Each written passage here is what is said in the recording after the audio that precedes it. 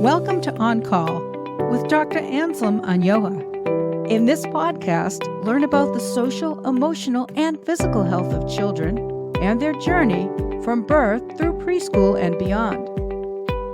Find compassionate answers to issues parents and children face and that pediatricians encounter every day. Discussions in this podcast are not meant to diagnose or treat any conditions. Parents and caregivers, talk with your children's pediatricians or doctors about topics and perspectives presented here. You are on call with Dr. Anyoha. Hello, everyone. Today, Dr. Anyoha will talk about the social and emotional needs of infants and children and how parents can raise happy children who can express their feelings in positive and dynamic ways. Dr. Anyoha, why is this topic so important for parents and caregivers? This topic is very important for a couple of reasons. Number one, a global one. If you consider that about 140 million children are born each year in the world, this is a number that will grow up into adults. Social-emotional health is something that carries throughout adult life and affects how we behave as human beings among each other. So this is a very important topic. Whenever I speak about social-emotional health of children, it triggers deep feelings among parents. Everybody remembers when they were kids and the kind of upbringing they have as children and the values their parents gave them. So it's a topic that triggers a lot of deep feelings among everybody, including parents. What are some of the things that you bring up when you address this topic with parents? Is it when children are newly born? Is it as they're growing? Is it throughout the time that you see them? How do you encourage parents to raise happy children?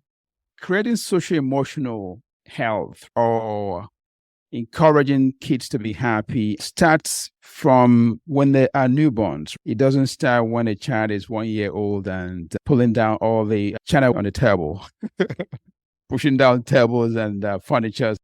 For children to have good social-emotional health, it starts from newborns. You got to be a sensitive caregiver. A sensitive caregiver is someone who can recognize when a baby is in distress and then step out to help the baby, rescue a baby when a baby is fussy. That's a sensitive caregiver. Change the diapers when you think the baby is irritable. Also, you have to provide a calm and soothing environment for your baby to grow and thrive. You have to learn how to communicate with a newborn because newborns don't communicate as older children and grown-ups. Facial expressions, looking around, crying. These are some of the things about newborn communications parents should know and respond to. Another one is reading the mind of a baby. What does it feel like to be a baby? See how the baby feels at any particular time and respond appropriately. The last of the 5 pillars of what I call creating social-emotional health is active engagement with your newborns. You can spend 1 minute, 2 minutes, depending on infant's attention, to play and engage. Those 5 things, when done consistently, in reciprocity, those are the foundations upon which our excellent social-emotional health of children is built.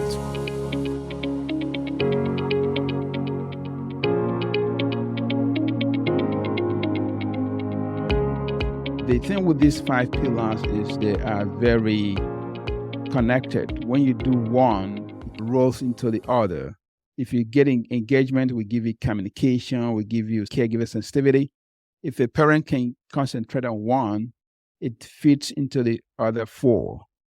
The reason why this is important also is because when a baby is born, their brain, their cells, the neurons are still growing. How much it will flourish depends on caregiver communication and engagement with a newborn. They're all interconnected, and that's how babies begin to trust their parents, begin to trust their caregivers, and begin to have them as a secure base. The secure base is person who they run to when there's any challenges. Even as adults, we remember all the good things we had with our parents, and it gives us strength. When I remember the good time I had with my parents, that gives me some security, some strength. These fundamentals don't end just because you become a teenager or an adult. So you gave a good example of how you shouldn't wait until the child is 1 year old and pulling the china off of the table before you start to practice some of these ways to raise happy children. What are some situations that parents might find themselves in that children are having challenges? Then what happens? That's a very important question. The context of child's behavior is always very important. We want to find out what is the location of this behavior. Is it at home? Is it at school? Is it at daycare? Is it at after school program? Or is it everywhere? What is triggering this child from misbehaving? Is it being bullied? So trying to get to the bottom of where this misbehavior is taking place is very important. And of course, some children can have medical issues that can trigger behavior. For example, let's say a child who is born with a problem hearing. If they don't hear what others are saying, they respond inappropriately. A kid who has problem with speaking and communicating, if they can't get their point across, they're frustrated and begin to hit people trying to make their point. Some kids don't know how to express whatever is going on in their life. For example, I have a 5-year-old who's been fighting in class and fighting with other kids.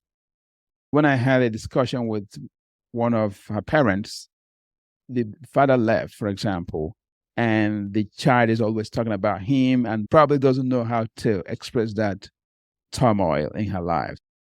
Perhaps she's lashing out at others because of something that's hurting her that she doesn't know how to express.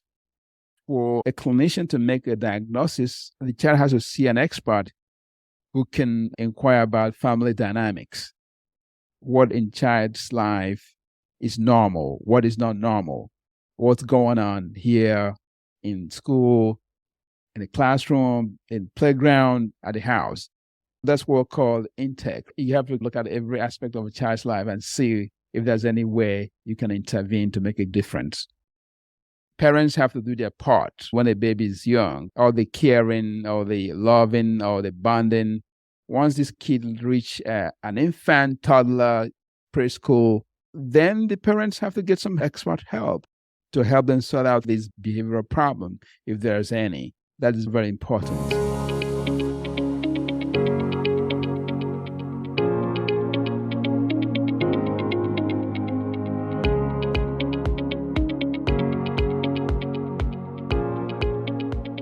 Medical conditions can definitely have an impact on how a child is responding and behaving and the challenges they're facing. But there are other situations where there could be influences outside the family. They could be living in a difficult neighborhood. Everyone's economic situation isn't the same. Kids can grow up poor, rich, middle class, Yes. from an affluent country, a country that's struggling, maybe even a wartime country. Yes. But kids seem to be pretty resilient. What advice do you give parents that they can do just to nurture and help maybe themselves and their kids to get through difficult circumstances using these communication techniques so they can say, hey, this is going to be okay. We can work through this. Kids being resilient is not guaranteed. Not every child is going to be resilient. A child who has suffered socio-emotional deprivation in a home where infants and children are not getting the love, the caring relationship they have with their parents and adults is very impactful, and they can be stressed. Some kids do beat that child neglect, right? They beat it, they triumph, and they grow up to be amazing adults and successful people. But others don't. Researchers found those that beat childhood trauma, childhood neglect, or child abuse are those that have meaningful adults in their life. The earlier the kid gets in a good path, the better for their kids. There's still abilities for the brain to adapt when that child is put out of that stressful environment and put into an environment where there's a loving adult who could care for that child. So it's called resiliency, but it's not guaranteed. You just need a very good, loving adult to pull you through.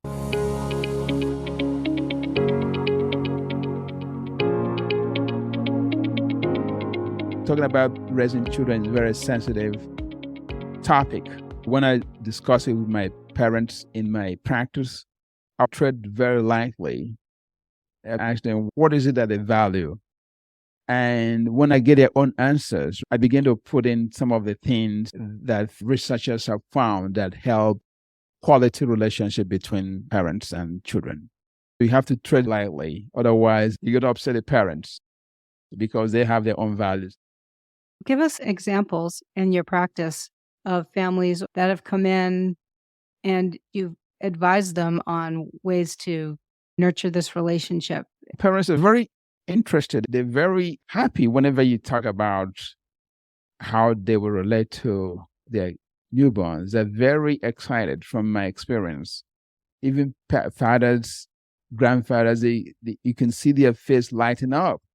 And they will begin to tell you what they can do with their babies. My baby, I can talk to him, I can talk to her. She's listening to me. I know when she's happy, when she's mad, when she's hungry. Parents are very expressive when it comes to the emotional state of their children. They just want permission from the doctor or from the pediatrician that this is a good thing to do. I think it's a good thing we are talking about this because it's a topic that people seldom talk about, the social emotional health and feelings of newborns. Because remember, a mother, a father, a new parents, taking care of a baby is one thing out of many things a parent is doing.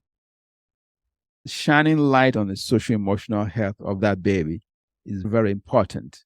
How do you think technology and things like social media will affect children and how they're raised and their ability to relate to their parents and their caregivers? I think that's a big thing. That's a very big thing. Some parents are exposing their kids, babies to technology, computers, social media, and they're not doing the work. They're not doing the parental work. They're not physically involved with the baby. They have swings everywhere in the house. A baby is in a swing that puts baby to sleep instead of the mother or the dad holding the baby and the baby falls asleep.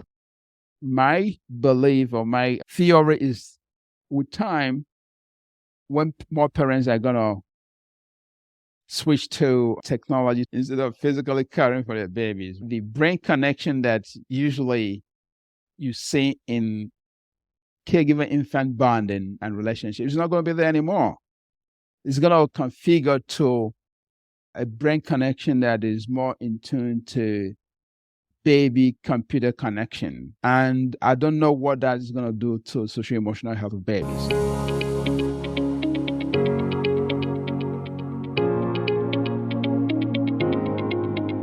So you would advise parents not to overly rely on technology, but to work on social connections and bonds.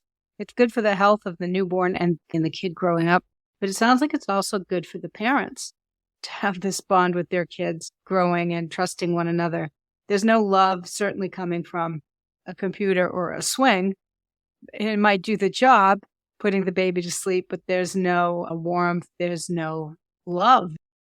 If you take the human out of the connection and you take the love and the caring out of the connection, then you're missing the whole relationship that makes children happy.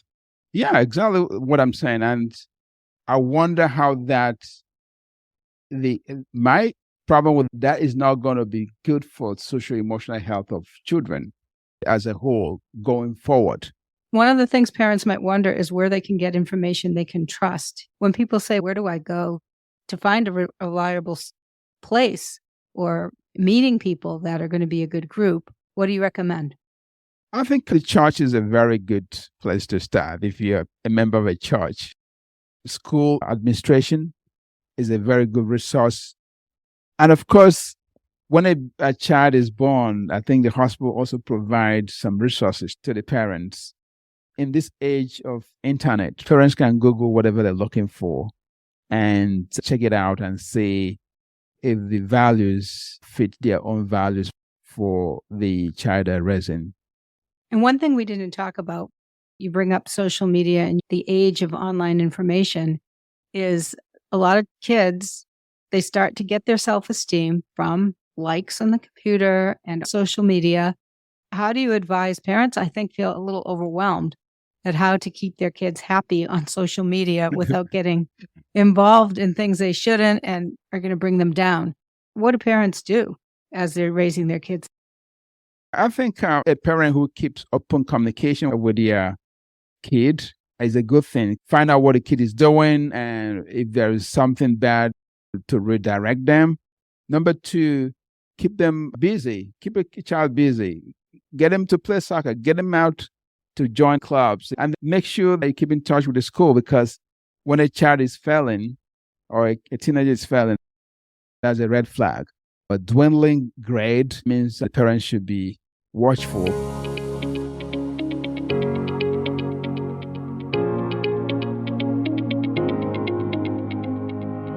Pediatricians are the ones who see newborns from the day they are born, and they follow them and they see them at age 1 week, age 2 weeks, 2 months, until they go to college. So the pediatricians have a very good opportunity to impact the social-emotional health of children all over the world. And it just takes pointing it out to parents that social-emotional health is very important. And the key to that is to form a good relationship with your baby, the earlier the better, and give them things to practice, like being a sensitive caregiver, providing calm and suited environment for a child to grow, know how your babies communicate, get into his mind, and play with him when you have a minute, all right? Engage him.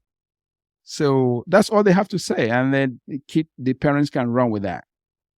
And we're going to have a very good world in the future.